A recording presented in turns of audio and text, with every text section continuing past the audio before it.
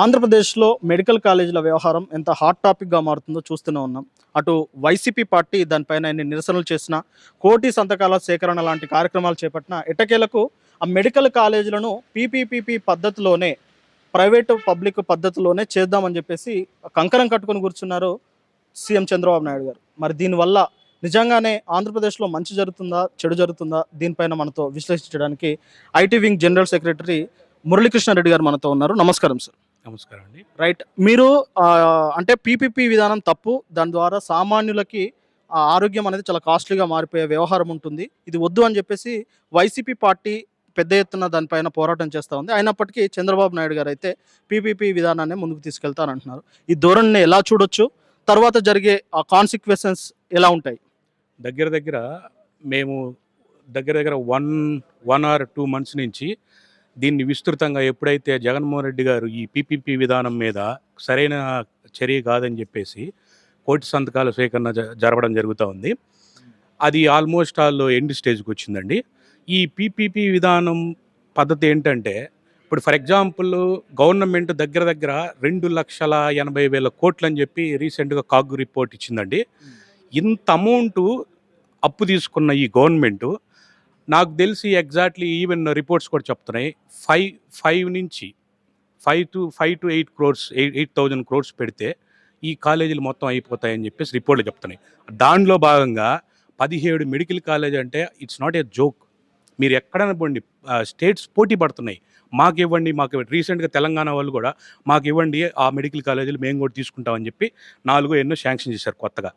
So ఈ ఈ ఎప్పుడైతే మెడికల్ కాలేజ్ గవర్నమెంట్ గాన కండక్ట్ చేస్తే, పూర్తి చేస్తే, పేద విద్యార్థులు ఎవరైతే చదువుకోవాలని గొప్ప సంకల్పం ఉందో, డాక్టర్లు కావాలని, వాళ్ళు బాగుపడతారు. రెండోది సామాన్య జనాలండి, సన్నజనాలు చాలామంది ఉన్నారు పాపం, below middle class or middle class వాళ్ళు. ఈరోజు మనం వైద్యం అనేది అందరం దాక్షలాగా మిగిలిపోయింది. సో పాపం ఈ మెడికల్ కాలేజ్ కానీ పూర్తి అయిపోతే వాళ్ళు, that's not a college actually, college come hospital. ఆ హాస్పిటల్కి పోయి వైద్యం అనేది ఫ్రీగా అందుద్ది. ఆయన ఉద్దేశం ఏంది? గొప్ప ఉద్దేశం. కేంద్రంతో కొట్లాడేసి 17 మెడికల్ కాలేజీలు ఎందుకు తెచ్చుకున్నారంటే, ఎవరైతే పాపం నాకు తెలిసి 4 కోట్ల మంది ఈరోజు బిలో మిడిల్ క్లాస్లో బతుకుతున్నారు మన ఆంధ్రప్రదేశ్లో. వాళ్ళందరికీ విద్యా వైద్యం ఫ్రీగా అందించాలన్న ఒక గొప్ప సంకల్పంతో తీసుకురావడం జరిగింది. ఏమండి, ఇప్పుడు మనం ప్రైవేట్ వాళ్ళ చేతిలో పెట్టాం. ఫర్ ఎగ్జాంపుల్, వాడు పెట్టుబడి పెడతాడు. పెట్టుబడి పెట్టినప్పుడు ఏమవుతుంది? దండుకోకుండా ఉంటాడా? ఇప్పుడు గవర్నమెంట్ స్కూల్స్ ఉన్నాయి. గవర్నమెంట్ స్కూల్స్ ఎందుకు తెచ్చారు? అన్ని ప్రైవేటే రావచ్చు కదా, మరి గవర్నమెంట్ స్కూల్ ఎందుకు తెచ్చుకొసుకున్నాం మనం? ప్రతిదీ ప్రైవేట్ పరం ఇలా చేసుకుంటా పోతే, రీసెంట్గా వైజాగ్ స్టీల్ ప్లాంట్ది కూడా ఆయన చంద్రబాబు నాయుడు గారు ఏ విధంగా మాట్లాడారో చూసాం. 12,000 కోట్లతో వచ్చిద్దా? మరి ఆ రోజు మీరు చేసింది ఏంటిది? సో కాబట్టి ఈ పీపీపీ విధానం అనేది కరెక్ట్ కాదని నా ఉద్దేశం. దీనికోసం ఇక ఏమైనా అంటే చర్యలు చేపట్టే అవకాశం కనిపిస్తుందా? లేదంటే ఇక అంటే జగన్ గారు ఇన్ని చేసినప్పటికీ చంద్రబాబు నాయుడు గారు అయితే దాన్నే ముందుకు తీసుకెళ్తున్నారు కాబట్టి దీనిపైన ఇంకేమైనా కొట్లాడతారా, లేదంటే ఇంతటితో వదిలేస్తారా? మరి లేదండి, ఈ చర్యను ఏదైతే వాళ్ళు ఈ పీపీపీ విధానం ప్రవేశపెట్టారో దాన్ని విస్మరించేంత వరకు మేమైతే మా పోరాటం కొనసాగుతూనే ఉంటుంది. ఇది కోటి సంతకాలు తాగదండి.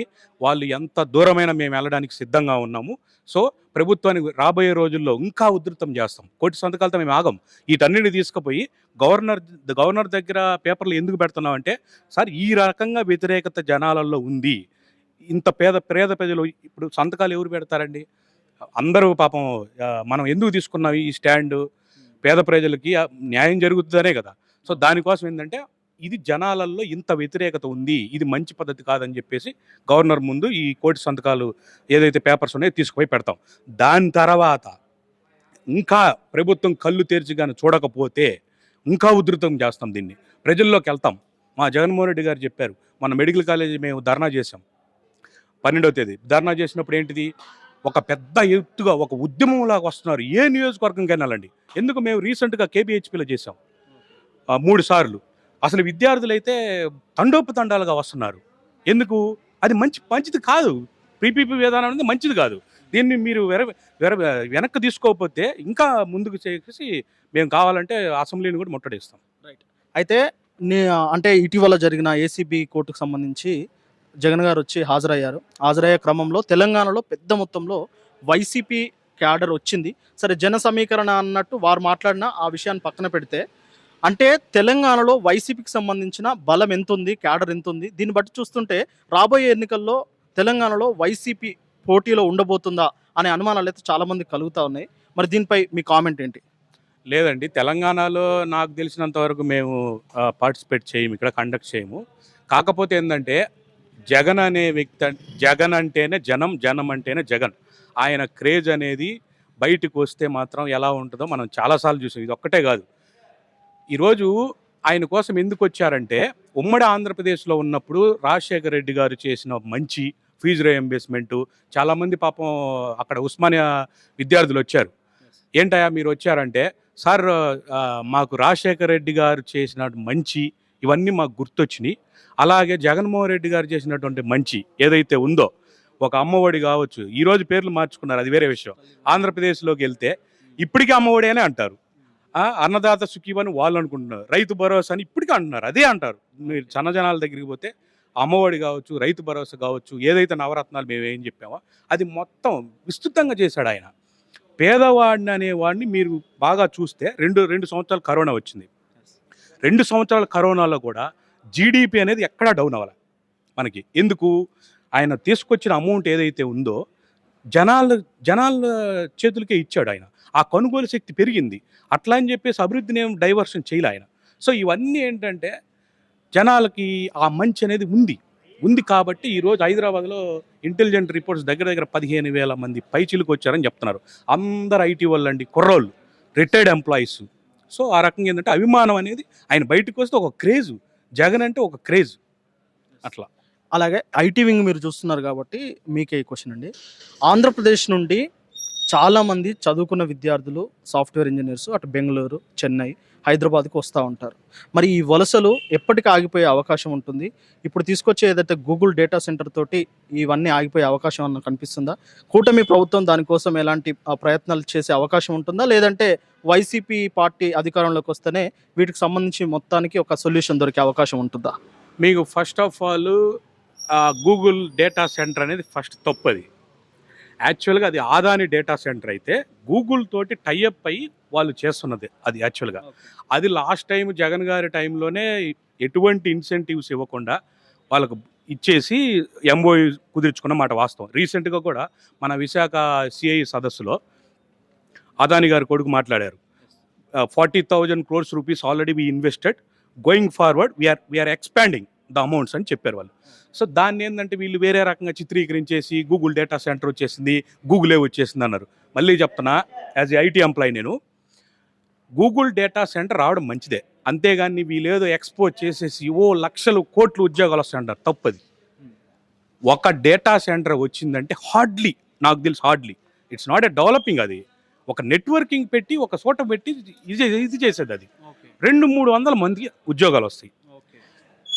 దానికి ఏంది, చిమ్మే వాళ్ళకి, ఊడ్చే వాళ్ళకి, ఇలాంటి వాళ్ళకి ఉద్యోగం వస్తాయి తప్ప చదువుకున్నోడికి ఎవడికి రావు ఉద్యోగాలు. అది దట్టు విపరీతమైన ఖర్చుతో కూడుకున్న వ్యవహారం అది. రెండోది, ఇది ఒక నేను మళ్ళీ చెప్తున్నా, అంటే ఇందాక మెడికల్ కాలేజ్ కనెక్ట్ చేస్తా. ఈ డేటా సెంటర్కి దగ్గర 22,000 కోట్ల రూపాయలు ఇన్సెంటివ్ ఇచ్చారు. దాంట్లో 1/4 అంటే ఏంటిది, 5,500 కోట్ల రూపాయలు కానీ ఇస్తే మెడికల్ కాలేజీలు అయిపోతాయి. దానివల్ల ఎంతమంది ఎంప్లాయ్మెంట్ పెరుగుతాయి చెప్పనా? ఫర్ ఎగ్జాంపుల్, ఒక డాక్టర్ అయితే ఆయన కింద మినిమం 6 నుంచి 7 మంది కావాలి. ఒక 2 నర్సులు, కాంపౌండరు, తర్వాత అక్కడ అవి చూసేవాళ్ళు, ఆపరేషన్ ఎక్విప్మెంట్ చూసుకునేవాళ్ళు, మొత్తం 5-6 మంది వస్తారు. అంటే ఇప్పుడు మనకి ఎగ్జాంపుల్, ఒక కాలేజీకి 100 సీట్లు వేసుకున్న 1700 × 6 ఎంతమందికి వస్తాయి? సో దీనివల్ల అసెట్ పెరుగుతుంది మనకి. కాకపోతే డేటా సెంటర్ రావడం మంచిదే, కానీ వీళ్ళు చేసే అంత ఎక్స్పోజింగ్ అయితే కాదు. కాకపోతే ఇప్పుడు ఫర్ ఎగ్జాంపుల్ మీరు జగన్ గారి టైంలో తీసుకుంటే ఒక ఇన్ఫోసిస్ వచ్చింది, తర్వాత రాష్ట్రాన్ అని హెచ్ఆర్ డిపార్ట్మెంట్ది కన్సల్టింగ్ అవి వచ్చినాయి. అట్లాంటి చాలా కంపెనీలు, చిన్న చిన్న ఎంఎస్ఎంఈ కంపెనీలు చాలా వచ్చినాయి. తర్వాత మీరు చూస్తే రీసెంట్గా మా ఒంగోలులో కూడా పెట్టినారు, మన జగన్ గారి టైంలో 19 నుంచి 24 టైంలో. సో ఏంటంటే డేటా సెంటర్ వల్ల ఉద్యోగాలు అనేవి తక్కువ వస్తాయి. కాకపోతే ఏంటంటే డెవలప్మెంట్కి సంబంధించినవి, తర్వాత డెవలప్మెంట్ అంటే ఇన్ టర్మ్స్ ఆఫ్ ఐటీలో డెవలపర్స్ కావచ్చు, టెస్టర్స్ కావచ్చు, ఇట్లా ఏమైనా ప్రాజెక్ట్స్ తీసుకొని వచ్చి ఐటీ సాఫ్ట్వేర్ కంపెనీస్ లాగా వస్తే దానివల్ల ఏమన్నా ఉద్యోగాలు ఎక్కువ వస్తాయి తప్ప ఈ కూటమి ప్రభుత్వం అయితే నాకు తెలిసి ఏమి రావండి. ఇప్పుడు టీసీఎస్ అన్నారు, టీసీఎస్ ఎవరు తెచ్చారు?